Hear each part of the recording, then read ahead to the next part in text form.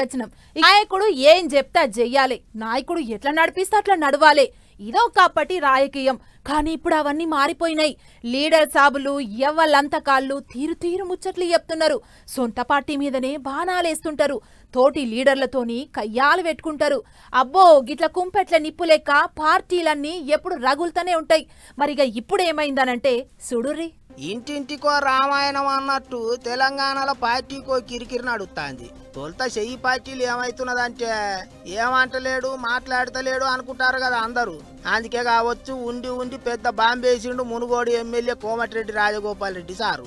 శుక్రవారం jet ప్రోల్ meeting లో మాట్లాడుకుంటా సీఎం రేవంత్ సార్ ఏమన్నాడంటే 2024 నుంచి 2034 వరకు రాసుకో చంద్రశేఖరరావు, నీ డైరీలో కాదు నీ గుండెల్లో రాసుకో.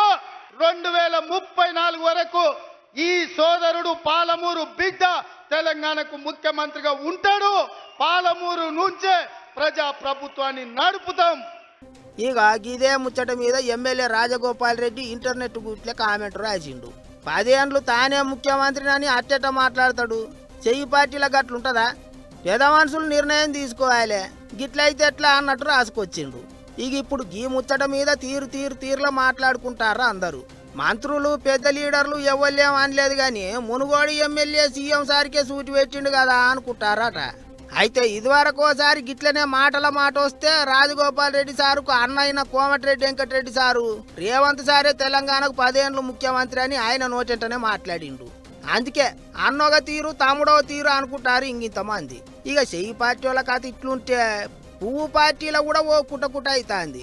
హుజూరాబాద్లో కారు పార్టీలకేంచి పువ్వు పార్టీలకు పోయిన వాళ్ళంతా ఎంపీ ఈటల సార్ ఇంటికి దండు లెక్క కదిలిపోయినరు. పదవులు ఇత్తలేరు, పట్టించుకుంటలేరని గట్టిగా నారాజు అయ్యటాలకు ఈటల సారు మైక్ అందుకొని పడరాని లీడర్లను మంచిగానే ఆర్చుకున్నాడు. సోషల్ మీడియాలో ఎట్లా పడితే అట్లా ప్రచారాలు చేయిస్తాన్రు అని కోపానికి వచ్చిండు. అటు కారు పార్టీల కవితక్క పెట్టిన కుంపటి రోజుకింత రగులుతాంది. గిట్లా అన్ని పార్టీలల్లో సొంత లీడర్లతోనే పంచాదులు అవుతున్నాయి కదా అనుకుంటారు ఇప్పుడు అందరూ. మరిగా వాళ్ళని ఎట సలహా చేస్తారో ఏం కథనో చూడాలి.